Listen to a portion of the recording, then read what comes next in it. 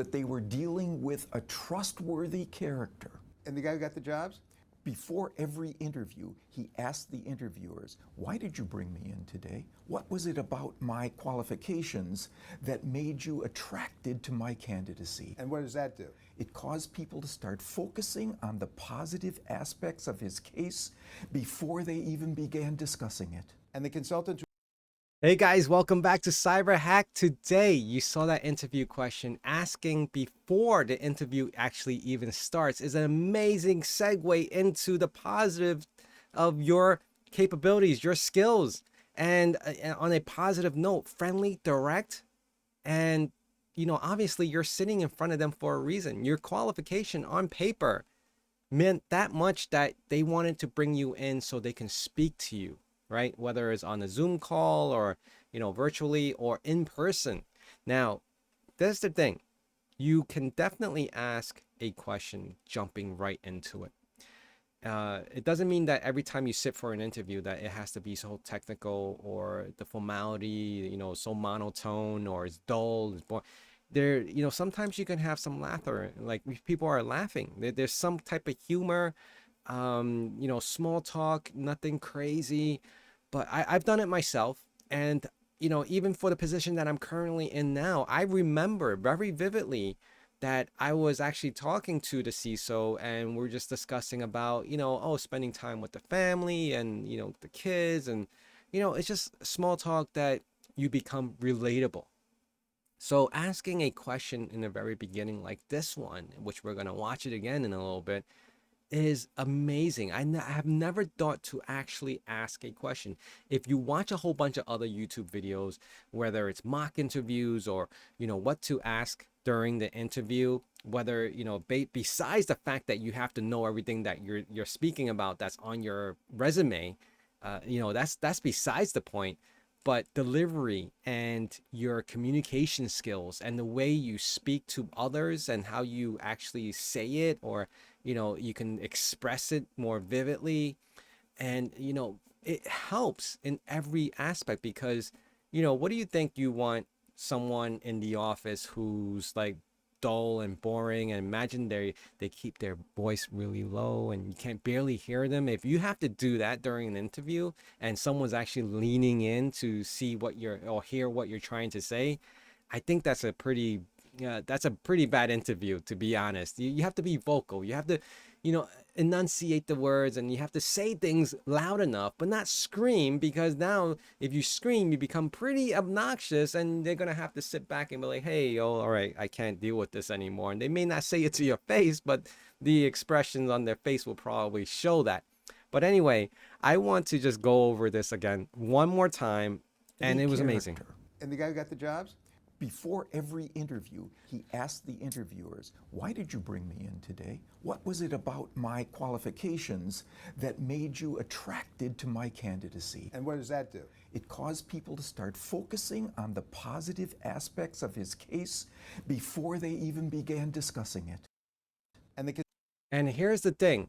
If that was me, doing that interview, like I was interviewing someone and then someone presented that to me, and I'll be like, oh yeah, on your resume, you said you did this and this aligns with what we're doing, right? This is what we're looking for exactly. So can you explain a little bit more on the details of that? That's pretty much what I would ask if I was the interviewer. Now, if I was on the other end asking the interviewer, I'm sitting through these interviews and I ask them this question, I'm hoping I get back a positive response. We were like, yeah, your resume looks great.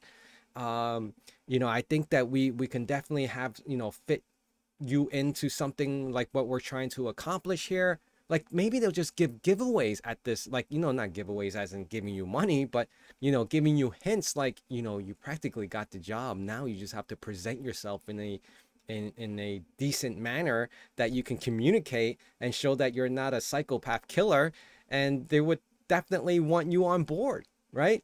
So remember, like these are things that you just have to pick up and test out, because like I said from my beginning videos, sit through interviews. That's the only way you would learn how to present yourself efficiently, because you can't just like every 6 years you change jobs and you go sit through interviews and you're nervous as hell, because you haven't done it in 6 years. That's not the way to go.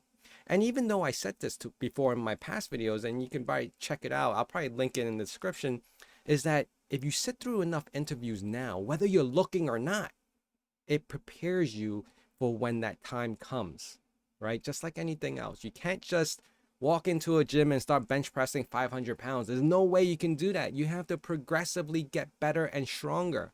That goes for anything. You can't just go to college and graduate within a year, right? They space it out for a reason, because you have to comprehend and read and understand and take exams and finally pass, and then you start remembering things. There's no way you can do all that. You can't cram that kind of stuff, right? So interviews, same way. And this applies to anything. Riding a bike, you can't, if you haven't rode a bike in the past and you're trying to learn for the first time, there's no way I buy you a new bike you're going to be able to ride it. It takes time. It takes, commitment and training. So same goes for interviews. The more you interview, the more you can deliver yourself, and the more you can present yourself vocally, visually, and explain things, more direct. You practically are practicing for your next communication hire, whatever, next, multi-billion-dollar salary, right? I say $1 billion, but I wish it was that simple. But for your next potential promotion, even internally, right? So there you go. I think even the first question, I've done a video for the last question, and that was actually presented by Barbara Cochran. She is from the Shark Tank video, and I wanted to show you because I did a video in the past about it. She actually says here, Cochran explains that before you leave the room, meaning the interview room, you look at the person interviewing you and you say to them, is there anything standing in the way of you hiring me? That is amazing. And I've done a whole video speaking about that as well. That actually, and like I said in the video, that potentially the interviewer or the team who's interviewing you, the hiring manager or whatnot, can potentially give you hints about possibly ending the interview there and saying that expect a letter from us very soon because we're going to give you an offer, right? They may hint these little things to you, but you would not know if you don't ask these right questions. And I think asking the first question, like we just saw in the video, and asking a second question at the very end of it is those key things that you would find the hints on why they have you there, what do they expect from you, and are you going to get hired, right? Those are the 3 steps. And the middle part is all about you explaining everything that they want to hear from you. And obviously you're there because they know that you have the capabilities to satisfy what they're looking for. All right, guys. So I want to leave it at that. And I want to thank you guys always. If you watch to the end, please like, comment, and subscribe. Comment me. I want to do a giveaway really soon once I hit 1,000 subs. And I will find a keyword. And if you made it this far, just say, good luck. All right. I want to thank you guys again. Hopefully I'll see you guys really soon. And by that time, I'll have 1,000 subs. All right. Thank you guys. And I'll see you guys.